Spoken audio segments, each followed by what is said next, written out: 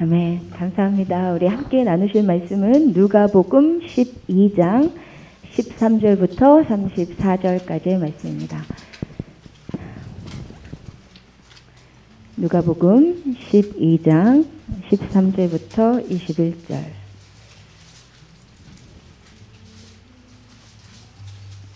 어, 13절부터 34절인데요. 먼저 13절부터 21절까지 읽고 그 뒤에 말씀을 설교를 하면서 같이 읽어가도록 하겠습니다. 누가복음 12장 13절부터 21절 찾으셨으면 다 같이 한 목소리로 읽겠습니다. 시작. 무리 중에 한 사람이 이르되 선생님 내 형을 명하여 유산을 나와 나누게 하소서 하니 이르시되 이 사람아 누가 나를 너희의 재판장이나 물건 나누는 자로 세웠느냐 하시고 그들에게 이르시되 삼가 모든 탐심을 물리치라. 사람의 생명이 그 소유에 넉넉한데 있지 아니하니라 하시고 또 비유로 그들에게 말하여 이르시되 한 부자가 그 밭에 소출이 풍성하매 심중에 생각하여 이르되 내가 곡식 쌓아둘 곳이 없으니 어찌할까 하고 또 이르되 내가 이렇게 하리라. 내 곳간을 헐고 더 크게 짓고 내 모든 곡식과 물건을 거기 쌓아두리라.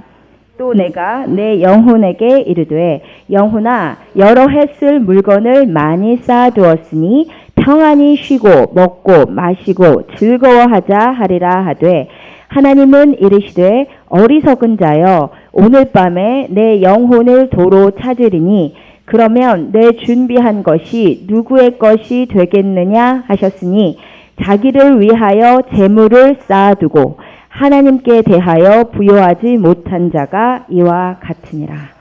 아멘. 아멘. 예, 오늘 말씀은 무리 중에서 예수님의 설교를 듣던 한 사람이 와가지고 예수님 우리 형이 저에게 유산을 안 나눠줘요. 형한테 좀 얘기해서 저에게 유산을 나눠주도록 얘기해 주세요. 그렇게 부탁을 합니다.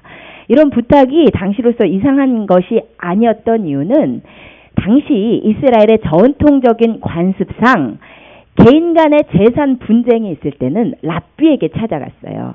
그러면 랍비가 권위 있는 랍비가 보고 재산 분쟁을 해결해 주는 관습이 있었습니다. 그 관습에 따라서 이 사람도 예수님의 구세주인지는 모르고 랍비라고 생각을 했기 때문에 가서 재산을 나눠주세요 라고 그렇게 부탁을 했던 거예요.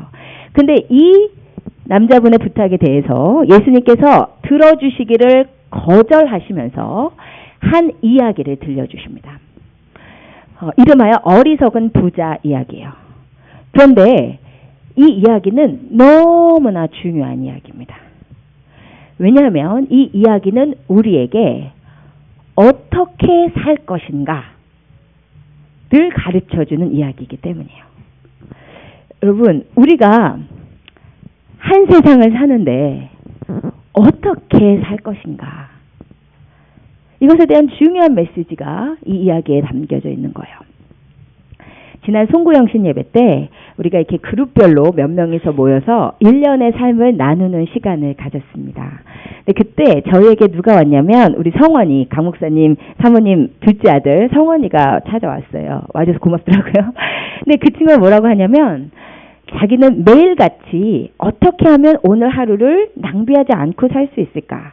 그런 고민을 하면서 산대요. 괜찮은 청년이죠, 그죠? 근데 그 이야기를 들으니까 저의 어린 시절이 떠올랐어요. 저는 어린 시절에 가만히 인생을 보니까 이 인생이 딱 한 번뿐인 거예요. 그래서 이 인생을 정말 후회하면서 살고 싶지 않더라고요. 정말 제대로 한번 살아보고 싶더라고요. 실속 있게. 그래서 제가 초등학교 6학년 때 이미 인생의 성공을 향한 엄청난 야망에 불탔어요. 그래서 초등학교 6학년 기말고사가 끝나고 그 다음 겨울방학을 앞두고 있는 시점이 가장 크레이지한 시점이에요. 애들이 이제 초등학교 끝나니까 학교 가봤자 TV에서 영화만 보여주는 그런 시기에 저 혼자 이제 맨 뒤에 앉은 친구랑 자리를 바꿔가지고 맨 뒤에 앉았어요. 그래서 열심히 홍정욱의 7막 7장을 읽었어요. 아시는 분 계세요? 아시죠? 홍종의 칠막치자. 그 이제 홍종욱이라고 다 아시죠? 지금 뭐 코리아 헤럴드 사장이고 뭐 정치인이고 지금 뭐 그렇지만 그때 당시에 이 사람이 이 친구가 아니고 이분이 중학교 때 혼자 이민을 오셔서 어떻게 하버드대에 합격했는지 그 유학 합격 수기가 그 7막 7장이에요. 그것을 제가 정말 빨간 줄을 빡빡 그어가면서 성경책 읽듯 읽었어요. 3번을 정독을 하고 나서 제가 노트에다가 저의 인생 계획을 세웠어요. 제가 여기에 공개. 안 되나요?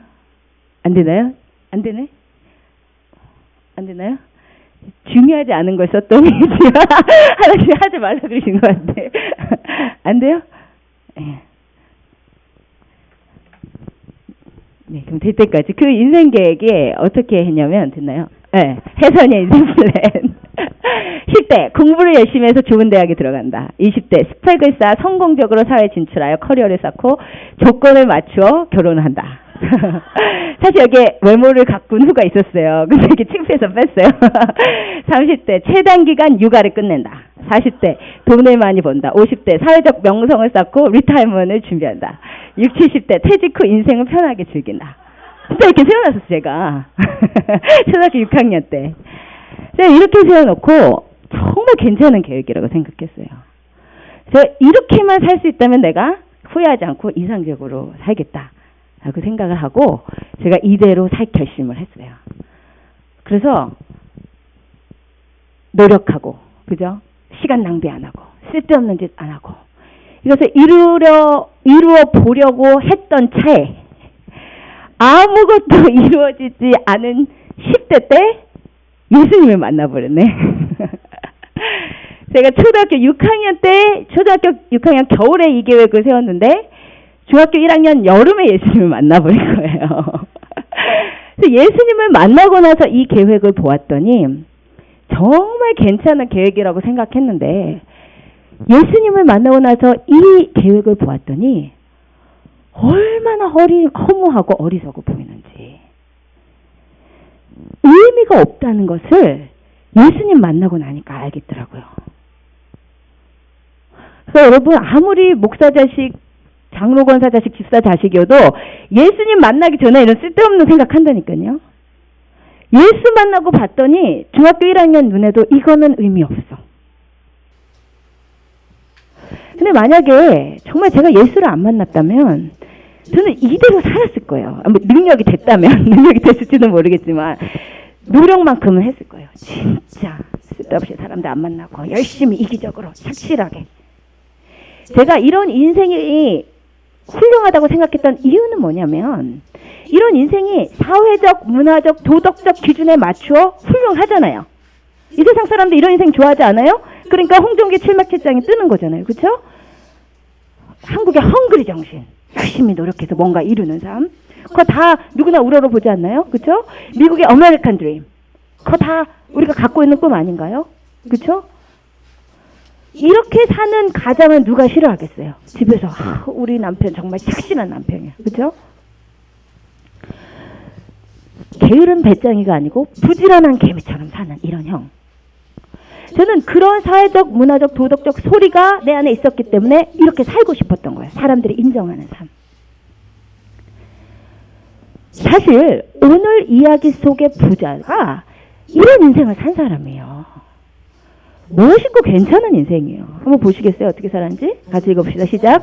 한 부자가 그 밭에 소출이 풍성함에 심중에 생각하여 이르되 내가 곡식 쌓아둘 곳이 없으니 어찌할까 하고 또 이르되 내가 이렇게 하리라. 내 곳간을 헐고 더 크게 짓고 내 모든 곡식과 물건을 거기 쌓아두리라. 또 내가 내 영혼에게 이르되 영혼아 여러 해 쓸 물건을 많이 쌓아두었으니 평안히 쉬고 먹고 마시고 즐거워하자 하리라. 여러분, 이 사람이요 진짜 열심히 사는 사람이에요. 쓸데없는데 시간 낭비, 돈 낭비 안 하는 사람이에요. 열심히 벌어서 악착같이 모아서 미래를 준비하는 착실한 사람의 모습이에요. 훌륭한 인생이에요. 이 사회는 이런 인생은 훌륭하다 해요. 1등 신랑감이죠. 그죠? 그런데 이 인생에 대한 하나님의 평가를 들어보십시다. 같이 읽으십시다. 시작.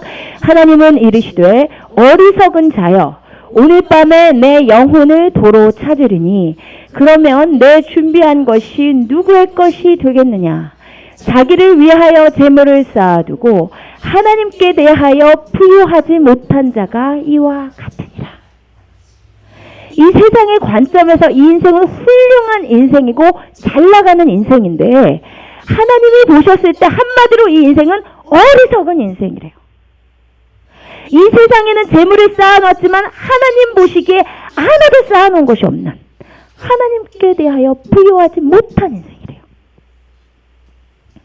여러분, 그러므로 여러분이 여기서 유념하셔야 될 것이 있어요. 우리는 아주 자주 하나님의 기준과 이 세상의 도덕적, 문화적, 사회적 기준을 혼동해요. 그래서 이 세상이 사회가 문화가 도덕적 기준상 오르면 하나님 보시기에도 옳다고 생각한다니까요. 우리 신앙에 있어서 문화의 소리, 이 세상의 도덕 기준의 소리를 빼야 돼요. 자꾸. 열심히 일하는 뱀인데 훌륭한 인생인데 하나님 보시기에 어리석다 이거예요. 그러니까 아까 말씀드린 대로 오늘의 이야기는 어떻게 사는 인생이 하나님 보시기에 어리석지 않은가. 어떻게 사는 것이 하나님 보시기에 부유한 인생인가에 대한 정말 중요한 메시지예요. 여러분, 우리 2015년이 지나고 벌써 2016년이 됐어요. 그렇죠? 이러다 보면 진짜 언제 주님 오실지 몰라. 아니면 언제 내가 주님께 갈지 몰라. 분명하죠? 여러분, 연도는 창세기 1장에 보면 하나님이 정하셨어요. 그렇죠? 넷째나 해와 달과 별을 만들면서 그것이 연한과 모든 시간을 다 이루라고 하셨어요. 그러니까 시, 분, 초, 년 다 이거 다 하나님께서 만드신 거예요. 천체들이 그것을 기준으로 돌아가고 하나님께서 이렇게 시간의 기준점을 계속 주시면서 우리에게 하시는 말씀은 그냥 쭉 흘러가는 인생이 아니란 말이에요. 언젠가는 끝이 있어. 맞죠? 이렇게 살다가 2015년이 지났어요. 이제 2016년이야. 이렇게 살다가 주님 만날 수 있어.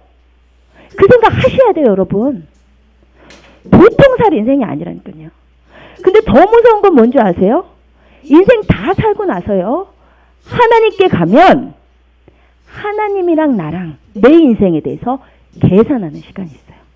같이 읽으십시다. 시작. 모든 혀가 하나님께 자백하리라 하였느니라. 이러므로 우리 각 사람이 자기 일을 하나님께 직고하리라. 아멘. 우리 각 사람이요. 하나님 앞에 가면 하나님 앞에 내 인생에 대해서 직고하는 시간이 있어요. 계산하는 시간이 있어요. 그렇죠? 그렇기 때문에 이 인생을 한 인생이니까 낭비하면 안 돼. 그런 개념이 아니라 우리 인생에 대해서 하나님이 주신 이 주어진 시간에 대해서 하나님께서 설명하게 하는 시간이 있기 때문에 이 인생 대충 살아서는 안 되는 세상이에요. 맞죠? 그러면 오늘 이 부자는 도대체 뭐가 문제길래? 이 부자가 뭐가 문제길래 하나님께서 이 부자를 어리석다 하셨을까요? 첫 번째, 이 부자의 삶은 자기만 아는 삶이었어요. 우리 16절에서 18절 같이 읽으십시다. 시작. 한 부자가 그 밭에 소출이 풍성함에 심중에 생각하여 이르되 내가 곡식 쌓아둘 곳이 없으니 어찌할까 하고 또 이르되 내가 이렇게 하리라. 내 곳간을 헐고 더 크게 짓고 내 모든 곡식과 물건을 거기 쌓아두리라. 여러분, 이 부자의 생각이 얼마나 자기만 아는 생각인지는 이때 당시에 이스라엘의 사회적 상황을 아시면 더 잘 알 수 있어요. 당시 이스라엘은 로마의 극심한 스타일 가운데서 이스라엘 사람의 90%가 한 끼를 먹으면 그 다음 끼니를 걱정해야 했어요. 하루 한 끼 겨워 먹고 내일 먹을 거 걱정하던 시기예요. 다 가난한 소작농들이었어요. 그런데 그런 상황에서 이 사람은 너무 곡식이 많은 거야. 그러면 이렇게 잘 벌었다는 건 이 사람이 얼마나 열심히 살았으면 더 되지만 한편으로는 얼마나 지독하게 이기적으로 살았으면 더 되는 거예요. 그죠? 얼마나 소장농들 지독하게 부려먹으면서 월급은 눈꽃만큼 주면서 자기에게만 집중되어서 사는 거예요. 그렇죠? 하나님 보시기에 이 인생이 어리석었던 이유는 하나님께서 그 많은 재물을 주셨으면 나눠야 돼요. 여러분, 여러분 필요 이상의 재물이 올 때는 기억하세요. 여러분 혼자 쓰라고 주시는 재물이 아니에요. 여러분 구약시대에 하나님께서 추수를 할 때 어떻게 하라고 하셨어요? 고아와 과부와 객, 그 당시 사회에서 제일 소외된 계층을 위해서 일부러 다 거두지 말고 어쩌다 너무 많이 거뒀으면 어떻게 하래요? 좀 흘려보내. 왜냐면 고아랑 과부랑 객 먹으니까. 나무에서 열매 딸 때 넘어올 거 다 따버리지 말고 고아와 과부와 객을 위해서 그냥 남겨놔줘. 뭐예요? 삶의 방식이 나에게만 집중되지 말고 남을 생각하라는 거예요. 이게 요즘 얘기하는 재물의 플로잉이에요. 재물을 흘려보내셔야 돼요. 내 필요 이상으로 하나님 주신다. 그럼 나 다 내 통장 잔고 늘리라는 뜻이 아니라니까요. 근데 이 사람은 그런 생각도 못해. 옆 사람이 오늘 우리 밭에서 일한 소장농들이 집에 가면 먹을 거 없는 거 생각도 안 해. 자기만, 자기 창고만. 요즘 이런 사람들 얼마나 많은 줄 아세요? 모든 생각과 인생이 자기에게만 집중된 사람. 여러분 요즘 대학 도서관 가보세요. 다 자기 인생에 완전 집중돼 있어. 취업 준비해, 고시 준비해. 자기 인생에 완전 집중돼 있어서 6개월 동안 옆에 누가 앉아있는지도 몰라. 뉴욕 시내 길가 한복판에 사람이 쓰러져 누워있어도 다 자기 인생에 너무 집중된 나머지 그 사람 어떤지 그냥 거들떠볼 여유도 없어. 현대 문화적 소리는 그렇게 열심히 자기를 위해서 달려가는 게 옳다 하잖아요. 하나님 보시기에는 자기에게만 철저하게 집중된 인생, 어리석은 인생이야. 아멘. 두 번째, 이 부자의 문제는 재물을 자기 것으로 생각했어요. 우리 18절 같이 읽읍시다. 시작. 또 이르시되 내가 이렇게 하리라. 내 곳간을 헐고 더 크게 짓고 내 모든 곡식과 물건을 거기 쌓아두리라. 이 구절에 보니까 반복적으로 나오는 단어가 뭐냐면 내가 내 곡간을 헐고 내 곡식과 내 재물을 이 재물이 자기 거라고 생각해요. 무슨 말씀이에요? 자기가 벌었으니까 자기가 악착같이 벌었는데 자기 거지 라고 생각하시겠지만 재물에 대한 성경의 증거는 다릅니다. 같이 읽읍시다. 시작. 그러나 내가 마음에 이르기를 내 능력과 내 손의 힘으로 내가 이 재물을 얻었다 말할 것이라. 내 하나님 여호와를 기억하라. 그가 내게 재물 얻을 능력을 주셨습니다. 아멘. 아멘. 여러분이 재물 버시는 거, 여러분이 부지런해서 버시는 거 아니에요. 여러분이 재물 얻을 능력이 있어서 버시는 거 아니에요. 하나님께서 재물 얻을 능력을 여러분에게 주신 거예요. 아멘. 재물의 소유권이 하나님께 있는 거예요. 이 부자는 까마득히 그걸 몰랐어요. 내가 열심히 노력해서 재물 번 줄 알았지 하나님이 나에게 재물 얻을 능력을 주셨다는 거 생각도 못한 거예요. 그렇죠? 세 번째, 이 부자가 어리석은 이유는 영혼의 문제를 간과했어요. 우리 19절 같이 읽읍시다. 시작. 또 내가 내 영혼에게 이르되 영혼아 여러 해 쓸 물건을 많이 쌓아두었으니 평안히 쉬고 먹고 마시고 즐거워하자 하리라. 이 사람이 뭐라고 하냐면 영혼아 내가 쓸 물건 많이 남겨놨으니까 평안히 먹고 자고 마시고 하자. 그러니까 이 사람은 영혼이라는 게 있다는 걸 일단 알았어. 그죠? 죽고 나서 끝이 아니고 영혼이라는 게 있다는 건 일단 알았어요. 근데 이 사람이 뭐라고 하냐면 영혼아 먹고 쓸 건 많이 있으니까 평안히 눕고 쉬고 자고 하자. 근데 이 구절은요 이렇게 봤을 때 이 사람이 영혼에 대해서 신경 쓰고 있는 것처럼 들리지만 사실은 이 말씀은 이 사람이 영혼의 문제를 간과하고 있음을 보여줘요. 뭐냐면 영혼의 문제? 에이 모르겠다 이거요. 죽고 나서 어떻게 됐지? 에이 모르겠다. 있긴 있는 것 같은데 모르겠다. 오늘 당장 몸 편하니까 영혼아 편안하게 쉬자 그냥. 이 말이에요. 맞죠? 하나님께서 이 사람을 어리석다고 하신 결정적인 이유가 여기에 있어요. 이 사람은 영혼의 문제를 신경 써야 된다는 것을 알았음에도 불구하고 그 문제를 애써 간과하려 했어요. 여러분, 우리의 인생이 이것으로 끝이 아니고 죽고 나서 영원히 지속되는 영혼이 있다면 우리가 이 한시적인 삶에 신경을 쓰셔야겠어요? 아니면 영원한 영혼의 문제에 신경 써야겠어요? 확신이 없으세요? 확신 없으세요? 확실하잖아요. 확실하잖아요. 이거 길어야 7, 8, 90세라니까요. 근데 영혼은 영원해요. 그래서 영혼이에요. 농담이에요? 안 느꼈어요? 죄송합니다. 영혼은 영원해요.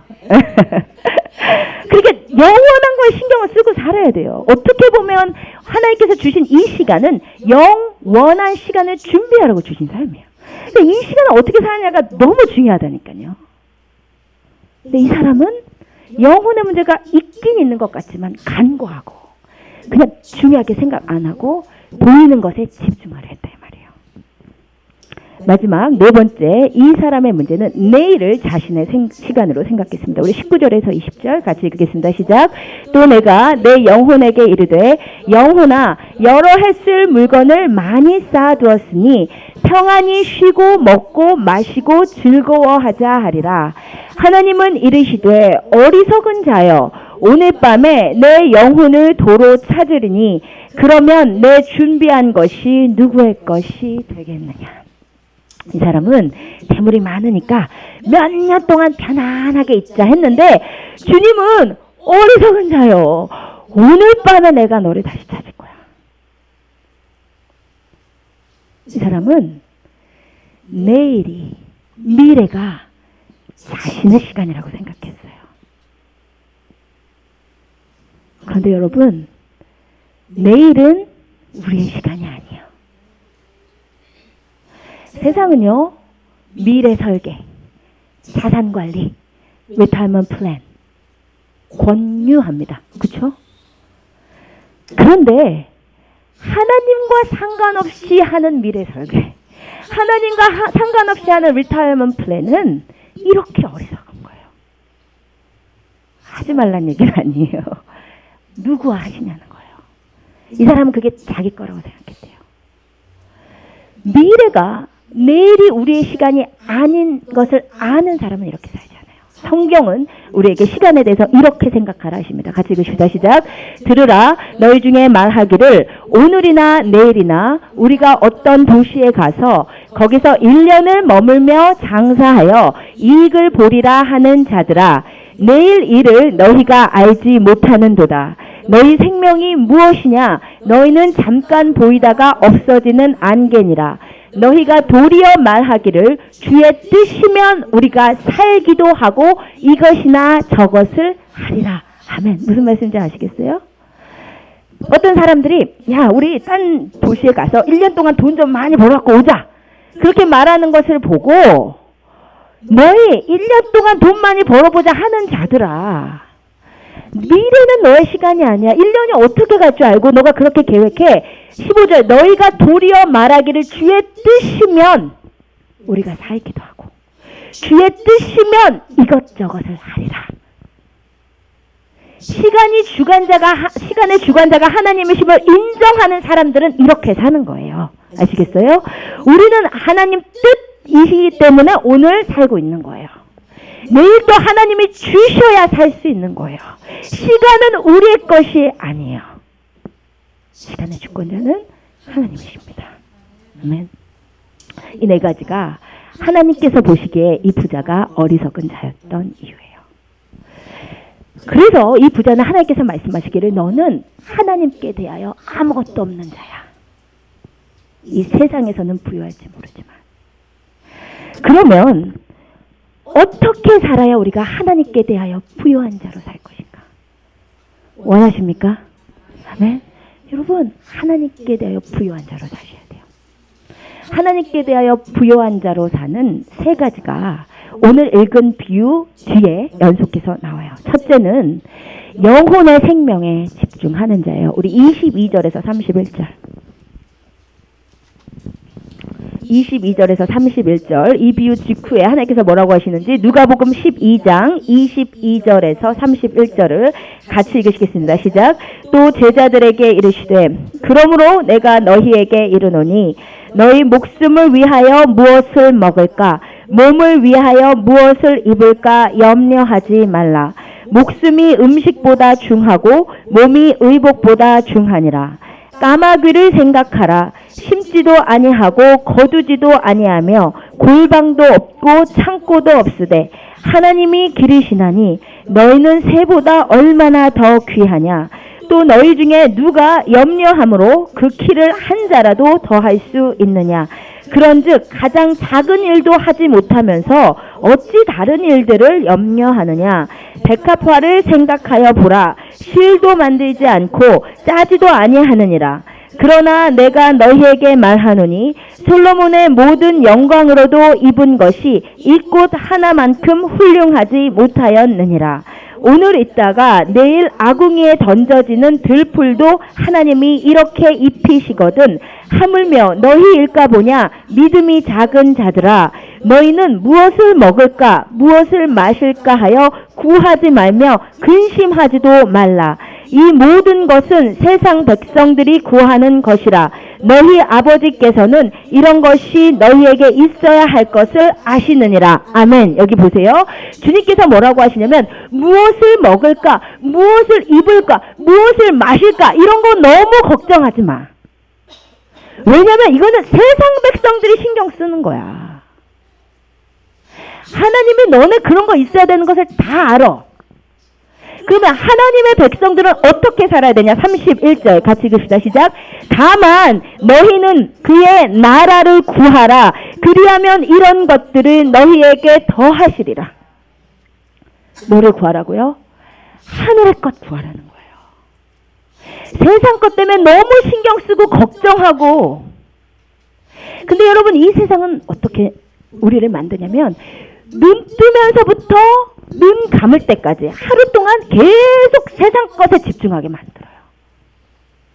우리가요 영혼의 생명에 집중하려고 정신 차리지 않는 한 눈 뜨면서부터 눈 감을 때까지 우리는 세상적인 것에 집중할 수밖에 없어요.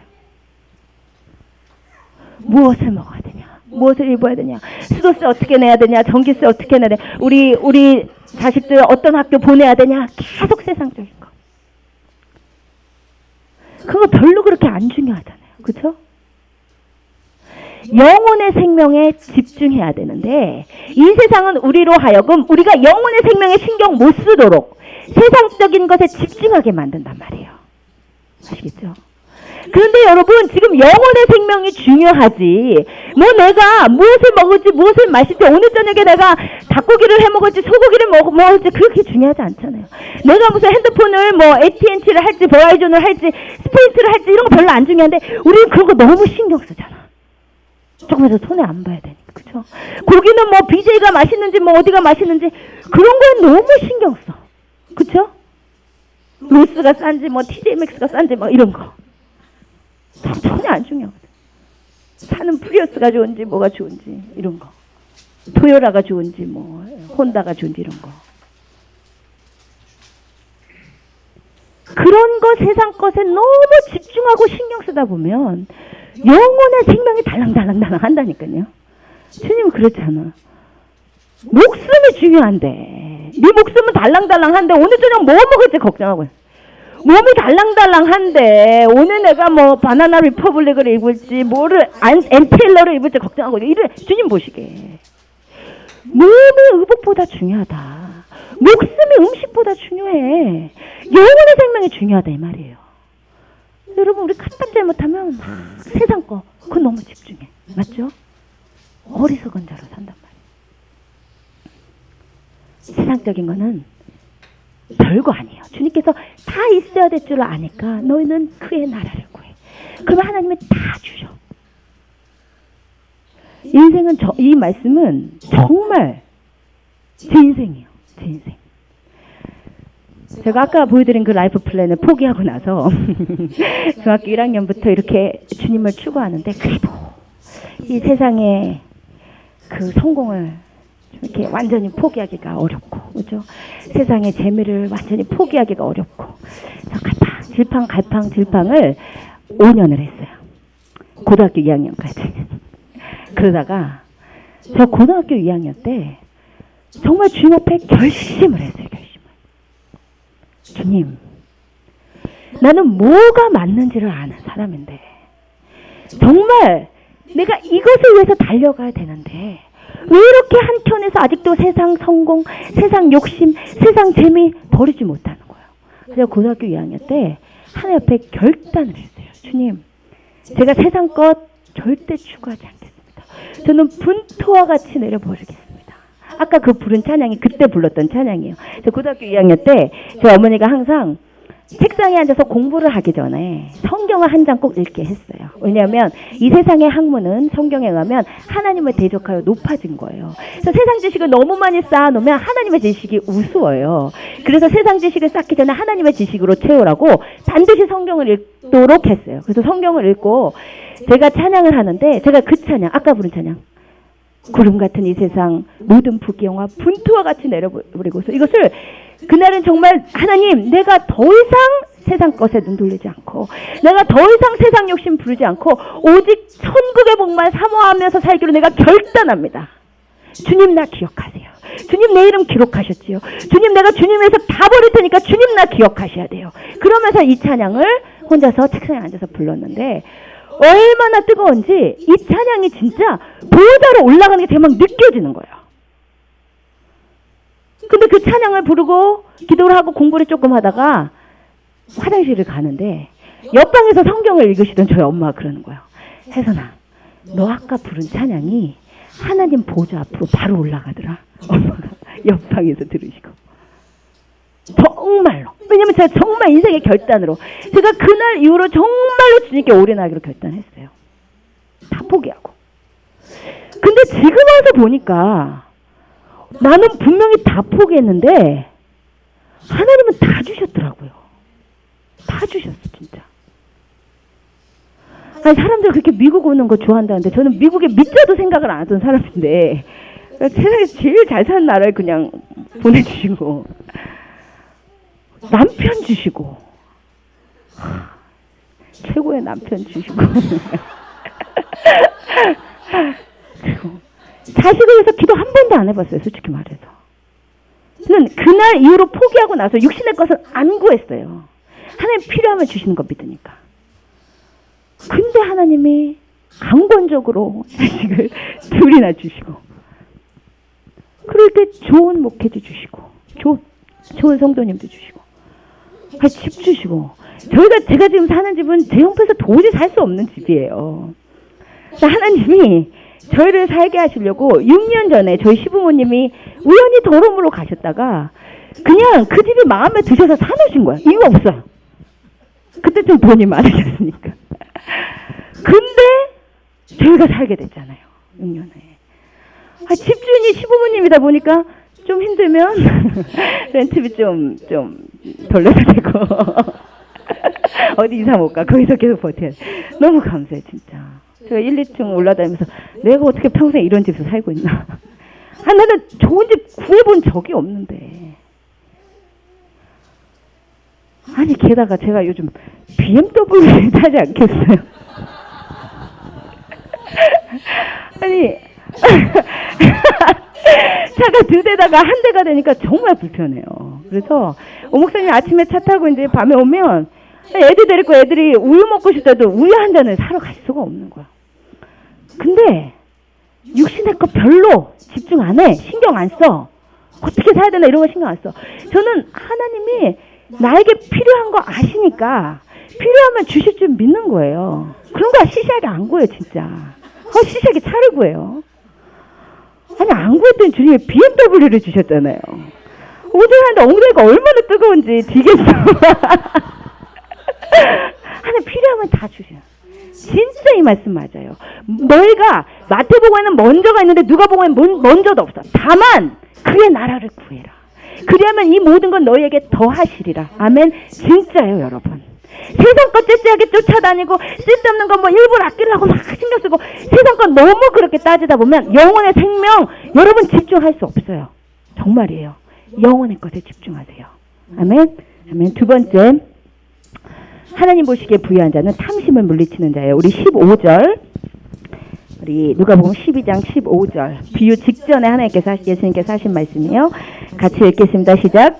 그들에게 이르시되 삼가 모든 탐심을 물리치라. 사람의 생명이 그 소유에 넉넉한데 있지 아니하니라. 아멘. 여기서 삼가 모든 탐심을 물리치라. 이게 한국어 번역에는 별로 실감나게 안 오는데 원어에는 이게 굉장히 준엄한 이중의 명령으로 되어 있어요. 어떻게 제가 원어에 맞게 해석을 해보면 정신 차려서 절대로 욕심이 들어오지 않게 지켜라. 정신 똑바로 차려서 물질의 욕심이 들어오지 않게 지켜라. 이게 이 말씀이에요. 여러분, 주님께서 왜 탐심을 이렇게 주의하라고 하신 줄 아세요? 특별히 왜 주님께서 돈의 욕심을 주의하라고 하신 줄 아세요? 돈은 신이기 때문이에요. 말씀 같이 읽겠습니다. 시작. 집 하인이 두 주인을 섬길 수 없나니 혹 이를 미워하고 저를 사랑하거나 혹 이를 중히 여기고 저를 경히 여길 것이니라. 저희는 하나님과 재물을 겸하여 섬길 수 없느니라. 뭐래요? 재물은 섬김을 받는 대상이에요. 재물은 신이에요. 이름도 있죠. 재물신. 뭐예요? 만몬이요. 재물은 여러분 신이에요. 더 노골적으로 얘기해서요. 재물은 영적인 실체예요. 영적 파워가 있단 말이에요. 여러분, 그래서 재물의 욕심이 들어가면 사람이 변하는 거예요. 여러분, 어떻게 형제들끼리 재산 분쟁하고 자식이 돈 때문에 부모를 죽이고 그 일이 왜 일어나는 줄 아세요? 재물은 영적 파워가 있다니까요. 재물 뒤에서 역사하는 사탄의 세력이 있다니까요. 그래서 재물의 마음을 줘버리면요, 재물이 그 사람을 컨트롤해요. 귀신에 쓰인 거랑 똑같아. 사람이 변하는 거예요. 아시겠어요? 그러면 우리는 어떻게 재물을 섬기지 않을 수 있냐? 정말 충격적이게도 뭐라고 말씀하시냐면 혹 이를 미워하고 저를 사랑하거나 혹 이를 중히 여기고 저를 경히 여길 것이라. 무슨 말씀이에요? 재물을 안 섬기려면 재물을 미워해야 돼요. 재물을 가볍게 여겨야 돼요. 여러분, 그러므로 이 세상이 돈 하는 세상이죠. 돈 하는 세상에서 돈을 별로 신경 안 쓰는 사람이 있어. 그 사람이 그리스도인이에요.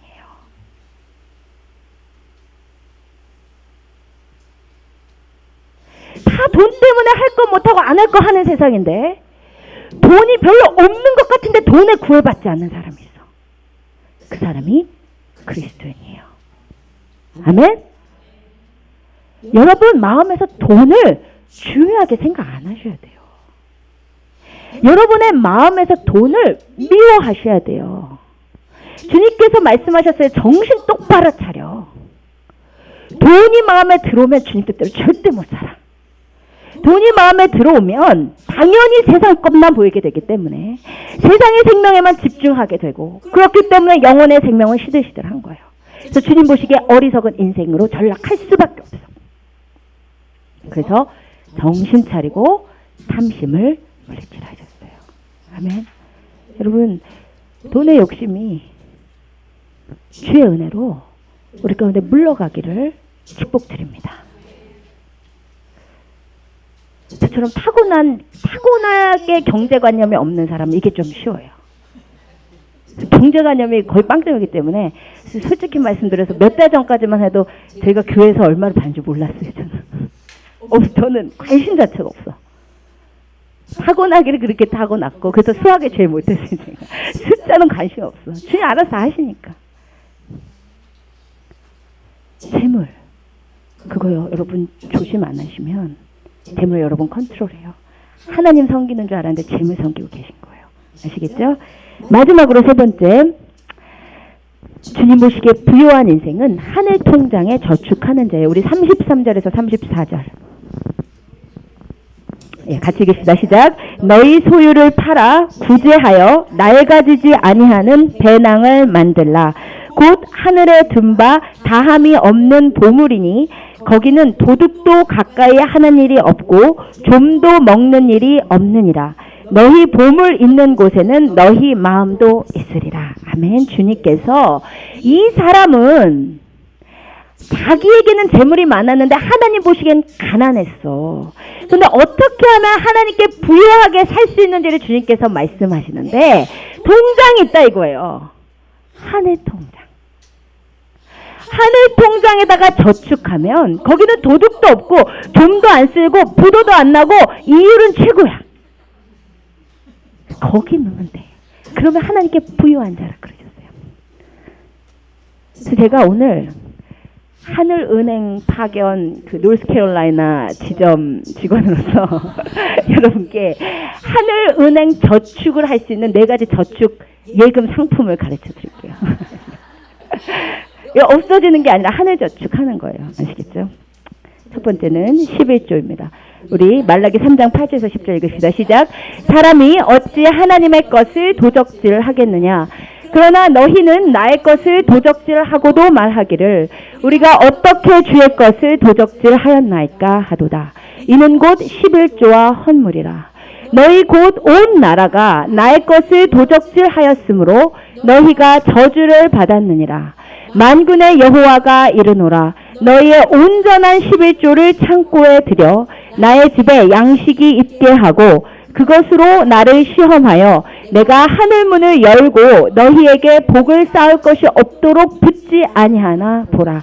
아멘. 첫 번째 하늘 은행에 저축할 수 있는 예금 상품이 11조라 이거예요.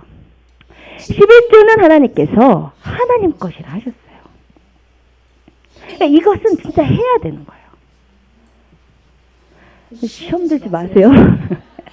제가 하비스터스 4년 설교하면서 11조 처음 해요. 맞죠? 제가 몇 개월 전에 그 물질의 주관자가 하나님을 인정하는 자는 11조 한다. 그 얘기 잠깐 하고 4년 동안 11조 한 번도 설교 안 했어요. 그쵸? 그거 제가 2008년 1월 첫째 주부터 사역을 시작해서 설교를 했는데 그래서 딱 8년 채우고 지금 9년째인데 8년 동안 단 한 번도 11조 설교해 본 적 없어요. 왜냐면 새 신자 상처받을까봐. 준비는 한번 해놨는데 도저히 못하겠어요. 그런 나라 세 가지. 본질은 아니니까. 예수 그리스도를 경험하고 성령으로 충만 받으면 하지 말래도 하거든요. 내 거 아닌 거 아니까. 하고 싶으니까. 11조만 하고 싶어요. 12조, 13조 다 하고 싶지. 그러니까 본질을 좋아하기 때문에 뭐 율법적으로 뭐 예배 시간 늦지 마라 뭐 11조 이런 얘기 진짜 별로 안 좋아해요. 그런데 말씀이 나왔을 때 말씀대로 선포할 의무는 저에게 있는 것 같아요. 저는 물질에 대해서는 진짜 하나님께 완전 맡긴 사람이에요. 그래서 개인의 재정이나 교회 재정이나 하나님이 책임지신다고 완벽하게 확신하기 때문에 뭐 성도들 11조 설교해가지고 교회 재정 늘리려는 그런 쉘롱한 사람 아니에요. 저 진짜 아니에요. 그러나 여러분이 믿음의 원리대로 가기는 원해요. 여러분 믿음의 원칙들이 있어요. 복 주세요, 복 주세요 해야 복이 오는 게 아니고 믿음의 원리에 맞춰주면 주님께서 그냥 부으시는 거예요. 재물과 관련해서는 그게 11조예요. 먹고 살 것이 없는데 어떻게 11조 해요? 먹고 살 것이 없으면 더 하세요. 자꾸 물질에 어려움이 오면 내 11조 문제를 한번 체크해 보세요. 그리고 자녀들에게 11조를 가르치셔야 돼요, 여러분. 어머니가 저에게 100원 용돈 줄 때 10원 헌금 가르쳤기 때문에 100원 용돈 받고 1000원 용돈 받을 때 11조 해봐야 크고 나서 2000불, 3000불보다 할 수 있는 거예요. 자녀들에게 11조 가르치셔야 돼요. 저번에 11조와 함께 천열매도 가르치셨어요. 언제나 뭐든지 첫 것을 하나님께 드려야 된다. 그래서 방학 때 2달 방학 아르바이트 하는데 2달치 중에 한 달치는 천여자야. 철저하게 훈련하셔야 돼요. 자녀들 하셔야 돼요. 실제 하나님의 것이에요. 여러분 지금까지 못 바치신 분들 인간적인 마음으로는 100% 이해합니다. 힘드니까. 그렇지만 목회자로서 하나님의 종으로서 믿음의 원칙은 분명해요. 아시겠어요? 그거 하셔야 되는 거예요. 사실.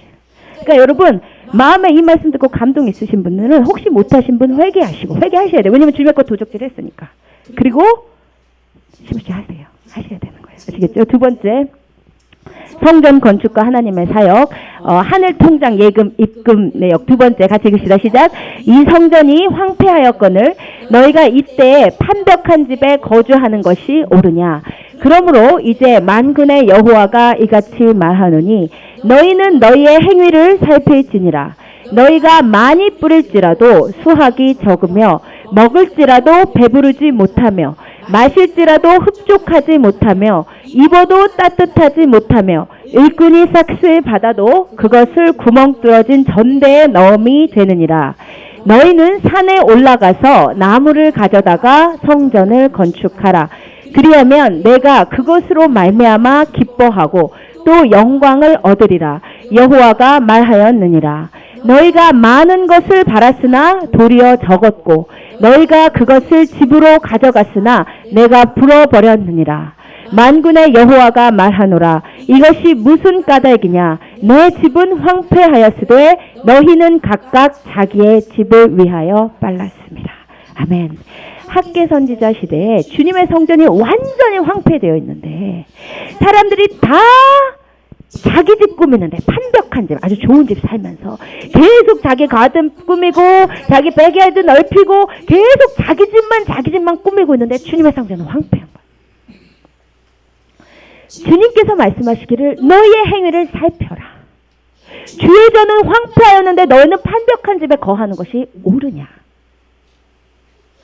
산으로 가서 나무로 주님의 전을 건축하라. 그러면 하나님께서 기뻐하시는 것이 될 것이라는 거예요. 자기 것 열심히 열중하니까 잘 될 줄 알았는데 주님이 불어버리시니까 아무것도 없어. 지갑에 넣은 것 같았는데 뚫어져. 주님이 지갑을 뚫어버렸어. 여러분, 하늘 통장에 입금할 수 있는 두 번째 예금 상품은 하나님의 전과 하나님 나라의 사역들이에요. 이게 먼저라 이거예요. 내 것 다 꾸미고 내 것 다 챙기고 주의 일을 헌신한다. 이건 불가능해요. 주의 것이 먼저예요.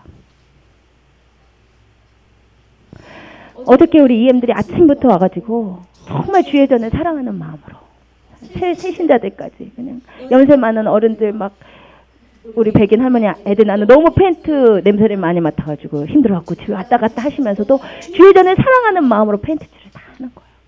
그게 정말 맞는 모습이에요.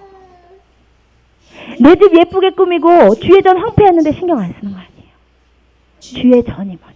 주의 전을 사모하는 열심이 우리 가운데 부어지기를 축복드립니다. 아멘. 세 번째 예금 상품은 사역자 후원이에요. 같이 읽읍시다. 시작. 내게는 모든 것이 있고 또 풍부한지라 에바브로디도 편에 너희가 준 것을 받음으로 내가 풍족하니 이는 받으실 만한 향기로운 제물이요 하나님을 기쁘시게 하는 것이라.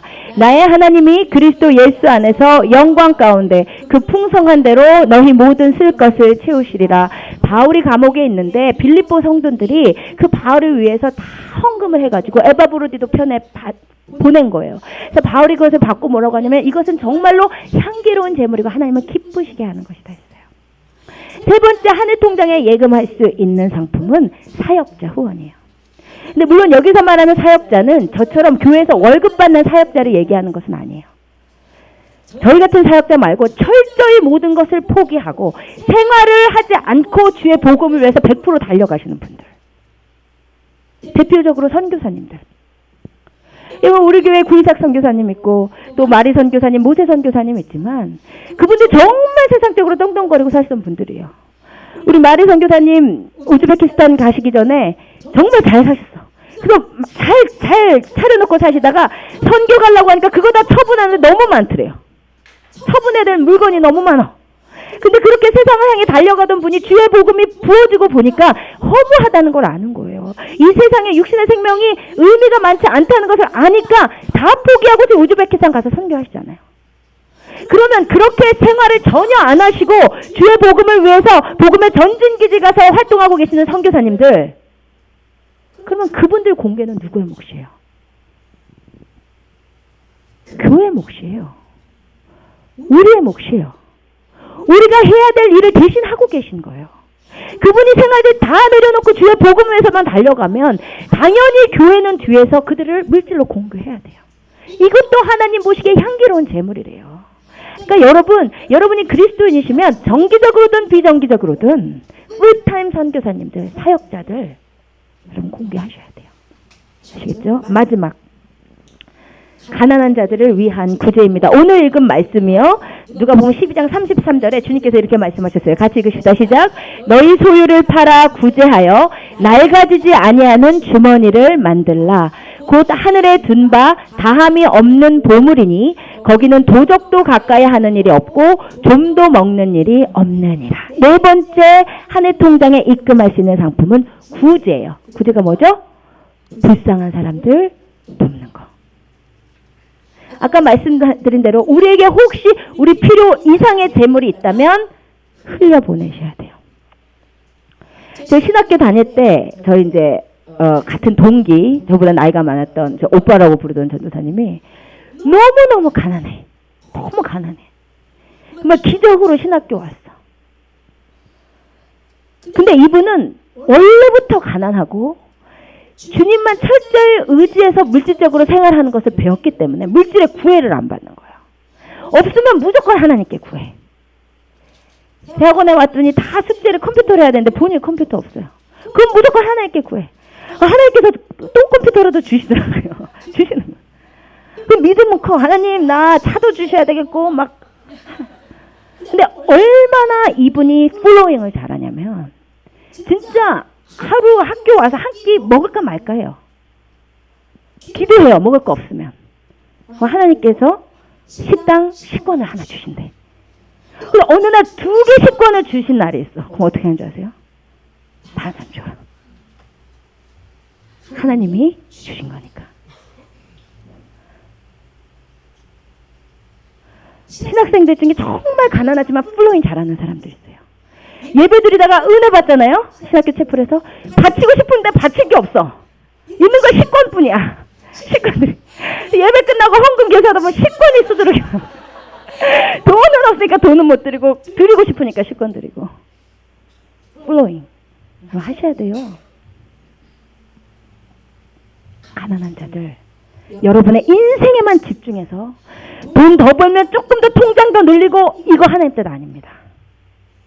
재물을 어떻게 사용하는지 하나님 보시기에 부유한 자인지 그렇지 않은 자인지 아시는 거예요. 아시겠죠? 이런 말씀이 있어요. 같이 읽읍시다. 시작.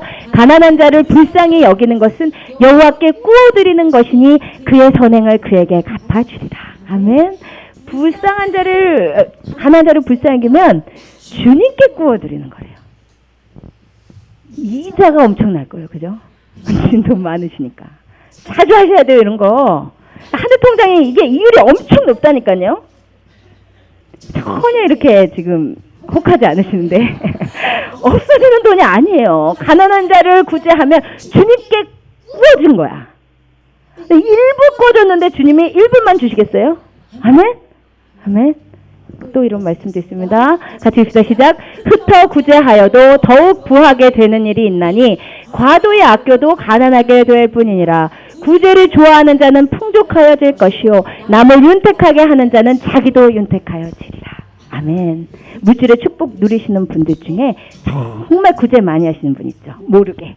그러나 보일 때마다 감동 주실 때마다 그렇게 하셔야 돼요. 그러면 다른 사람을 윤택하게 하면 그 사람도 주님께서 윤택해 하시는 거예요. 아멘. 제가 간증 하나만 하고 우리 기도하도록 하겠습니다. 제가 초등학교 나오고 중학교 나오고 고등학교 나오고 대학교 나오고 대학원 나오고 신학대학원 나오고 그렇게 했어요. 공부를 길게 했는데 특징이 있어요. 는 결론적으로 보면 등록금을 한 푼도 내본 적이 없어요. 근데 이게 제가 잘나서가 아니고 우리 부모님이 하늘 통장에 저축해놔서 그래요. 제 등록금을. 제가 유치원은 이제 저희 교회 사는 유치원 다녔기 때문에 돈 안 냈고 초등학교 의무교니까 돈 안 냈고 중학교부터 이제 등록금 있잖아요. 중학교 등록금이 한 학기 한 30만 원이었어요. 우리 때. 근데 중학교 별로 장학금이 없는데 기가 막히게 이상하게 제가 장학금을 받았어요. 전교사 한 3명 중에 장학금 받았어요. 고등학교 왔더니 한 학기에 장학금이 한 4, 50만 원. 그것도 몇 명 장학금 안 받는데 기가 막히게 받았어요. 근데 그때까지는 별로 이제 등록금이 많지 않은데 이제 대학교부터 문제잖아요. 대학교 첫 학기 먼저 등록금 냈어요. 나중에 하나님 찾아주셨어요. 첫 학기 등록금 냈는데 너무 비싼 거예요, 등록금이. 그때 저희 부모님은 목회하시고 저희 언니 대학생, 오빠 대학생 이랬기 때문에 이걸 이 등록금 내놓고 4년을 다닐 수가 없는 거예요. 우리 부모님께 요구도 못 하겠고. 그래서 기도를 해서 하나님, 저 우리 부모님께 이 등록금 어떻게 달라 합니까? 하나님, 주님 주세요. 주님 주세요. 계속 기도하면서 장학철을 계속 들락날락 한 거예요. 오늘 뭐 새로운 장학금 들어온 게 없나. 차도 다니니까 우리 장학철 직원이 그만 좀 오라고. 장학금 그렇게 자주 안 온다고. 그리고 네가 원하는 그 4년 전행 장학금 이런 거 별로 없다. 그냥 공부 매 학기 열심히 해서 성적 장학금이나 받아라 이러는 거예요. 근데 계속 주님 4년 장학금 줘주세요. 기도하면서 막 다녔어요. 그런데 2학기 이제 시작 얼마 전 2학기 등록금 또 내야 되는데 제가 평소 안 들어가던 학교 사이트에 어떤 메뉴 중에서 안 들어가던 메뉴를 우연히 들어갔는데 거기에 장학금 공고가 뜬 거예요. 우리나라에서 최대 규모의 장학재단이 설립이 됐는데 4년 장학금 전액에 매월 30만 원. 저 보는 순간 알았어요. 하나님 놔주시려고 했다. 진짜 그렇게 생각했어요. 나중에 그 장학생 모임 가보니까 원래 올해 세워질 게 아닌데 어떻게 일이 빨리 돼가지고 오래됐다는 거예요. 저 주시려고 그러신 거예요. 근데 전국에서 30명 뽑는데요. 우리나라에 얼마나 똑똑한 애들이 많은데 전국에서 30명이 저 어떻게 되겠어요? 1차 서류 전형, 거기에 뭐 고등학교 성적, 수능 성적, 대학 성적 어쩌고저쩌고, 뭐 2차 뭐 논술, 3차 심층, 전문가 3인과의 심층 먼저 이렇게 해가지고 앞으로 이렇게 뭐 나라를 이끌어갈 인재들에게 주는 장학금이에요. 인재는 아니지만 저 하나님의 인재였기 때문에 믿고 시작했는데 당연히 하나님 주셨죠, 저를. 그래서 4년을 그냥 프리로 다녔어요. 4년 끝나고 이제 대학원을 가게 됐어요. 대학원 2년인데 1년은 제가 성적장학금을 받고 갔어요. 나머지 1년도 내기 싫은 거야. 하도 학교를 돈을 안 내고 다녔기 때문에 돈 내기 굉장히 손해보는 것 같아요. 그래서 주님 2년 장학금 전액 주세요. 또 기도하고 있었어요. 그랬더니 이제 또 그 학교 사무실에서 근무하던 제 친구가 전화가 왔어요. 언니, LG에서 너무 좋은 장학금이 나왔는데 해보라고. 2년 전액에 또 매 학기 30만 원. 우리 주님이 이자율이 굉장히 높으시기 때문에 그냥 이렇게 항상 학비 보조금을 같이 주세요.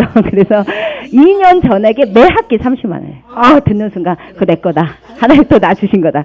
했죠? 또 됐죠? 그래서 대학원을 또 실컷 돈 안 내고 다녔죠.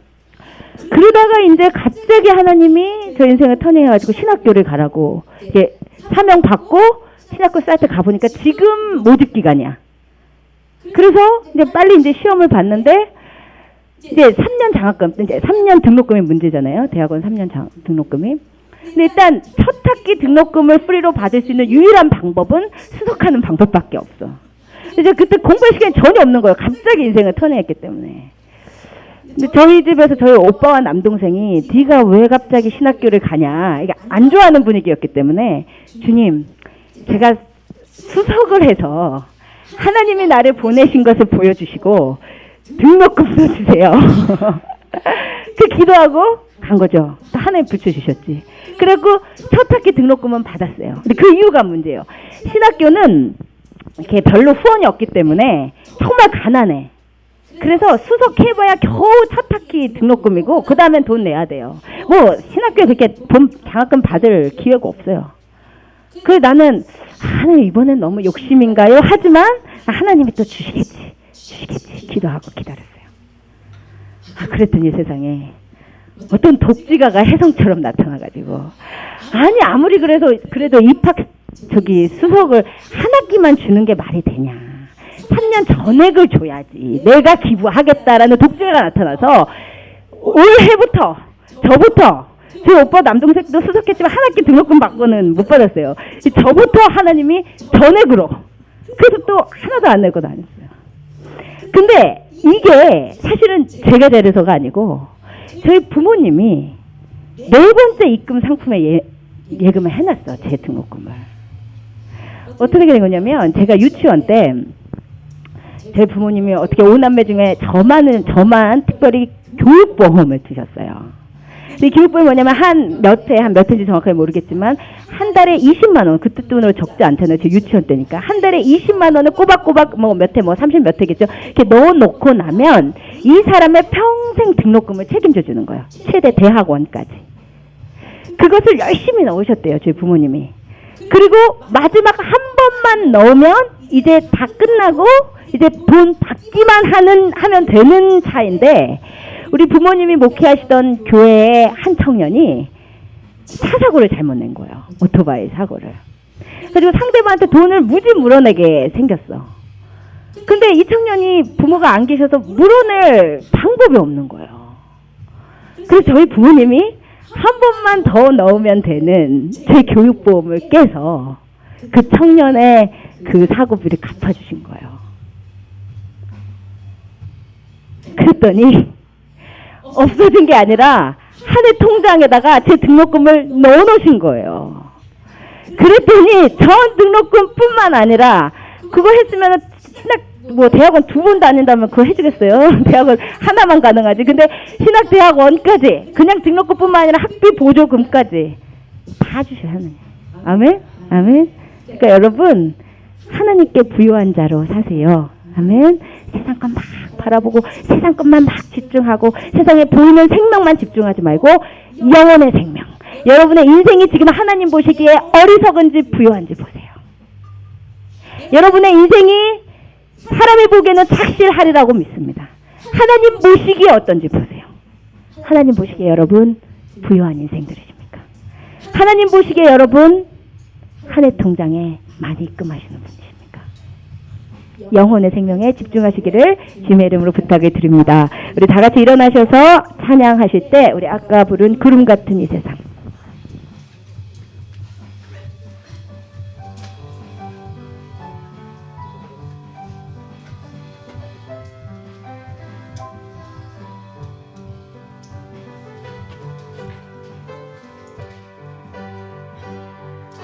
우리는 뭐가 맞는 삶인지를 아는 자들이에요. 근데 이 세상은, 이 사회와 문화는 보이는 것에만 우리를 집중하게 만듭니다. 그러나 하나님은 너희는 무엇을 먹을까, 무엇을 입을까, 무엇을 마실까 그런 거 너무 신경 쓰지 마. 주님이 그 모든 것 너에게 있어야 될 줄을 아셔. 너희는 다만 그의 나라를 구하라. 그러면 이 모든 것을 너희에게 더하시리라. 여러분 세상 사람들은 세상의 것 열심히 쫓아가다 끝나는 인생이지만 그리스도인은 하늘의 것을 쫓아가는데 세상 것이 따라오는 삶이에요. 아멘? 그게 그리스도인이에요. 그러니까 너무 세상 것 집중하지 마시고 너무 세상 것 안절부절하지 마시고 하늘의 것 바라보시고 여러분의 영혼의 생명이 지금 어떠신지 여러분이 하나님 보시기에 부요한 인생인지를 체크해 보시기를 바랍니다. 우리 같이 찬양하십시다. 구름 같은 이 세상 모든 불이 영원 나는 불토와 같이 내어 버리고서 오직 천국의 복을 사모하며 사는 구원받은 내 길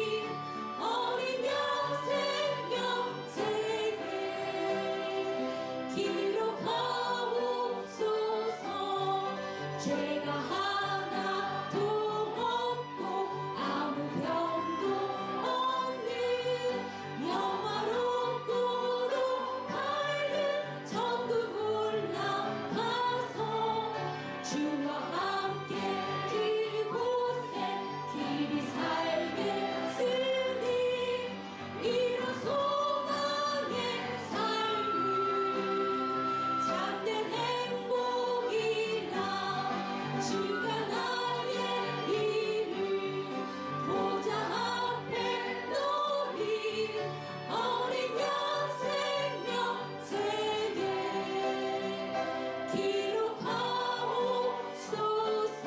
아멘. 여러분, 이 찬양은 진짜 결단하면서 부르시는 찬양이에요. 이 찬양은 하나님, 내가 이 세상에 살지만 하늘의 것만 사모하며 살기로 결단합니다. 하나님, 제가 더 이상 이 세상을 살면서 이 세상에 내 직업, 내 통장 잔고, 내 차, 내 자식들 교육, 이제 그런 거에 너무 집중하지 않고 이제 내가 오직 천국의 복만 사모하며 삽니다. 내가 이제는 하나님께 대하여 부유한 자로 살기로 결단합니다. 주님, 나 기억하세요.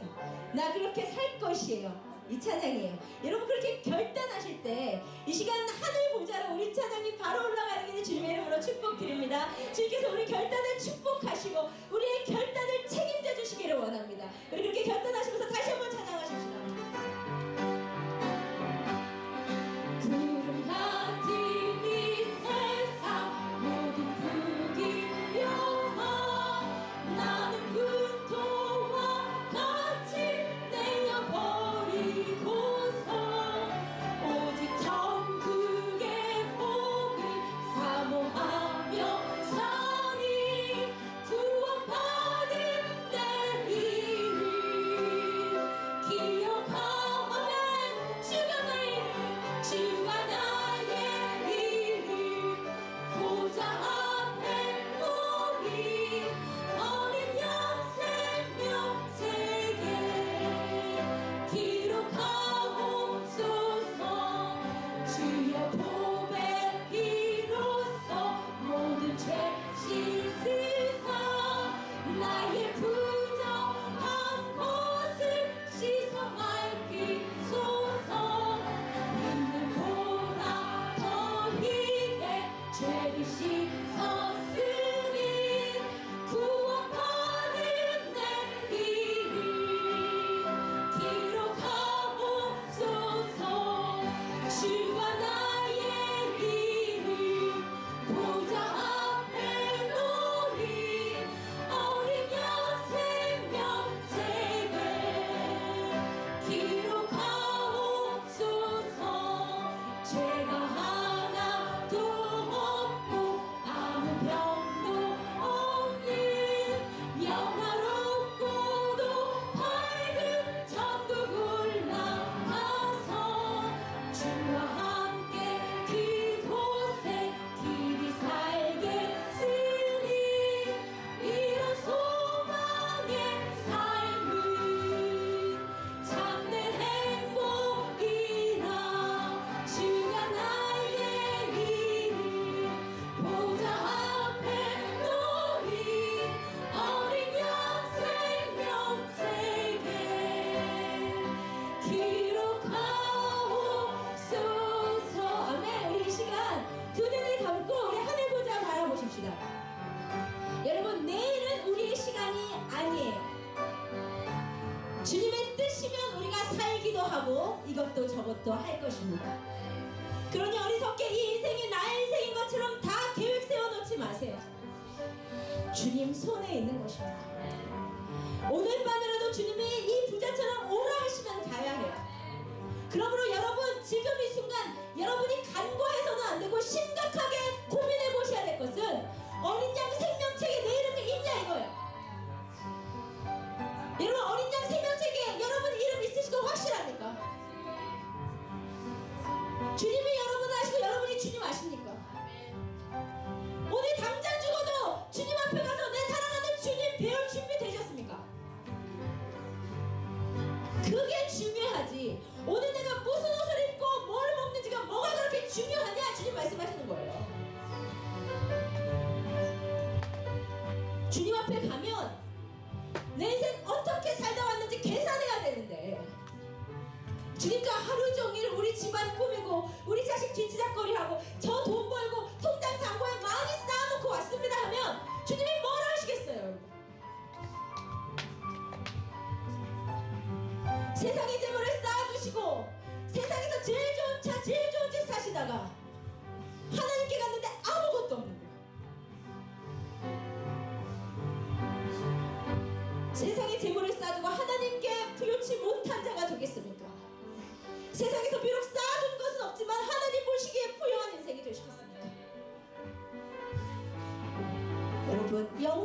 것에 집중하십시다. 2016년 영혼의 것에 집중하여 사시기로 결단하시기를 원합니다. 내가 이 세상의 부귀영화 다 내려버리고 오직 천국의 복만 사모하며 삽니다. 주님 나와 함께 해주세요. 주님 나를 도와주세요. 주님 나에게 물질의 축복 주셔서 주의 일하게 해주세요. 아멘. 그렇게 사십니다. 우리 이렇게 결단하시면서 주의 제목을 주고 함께 기도하십시다. 주여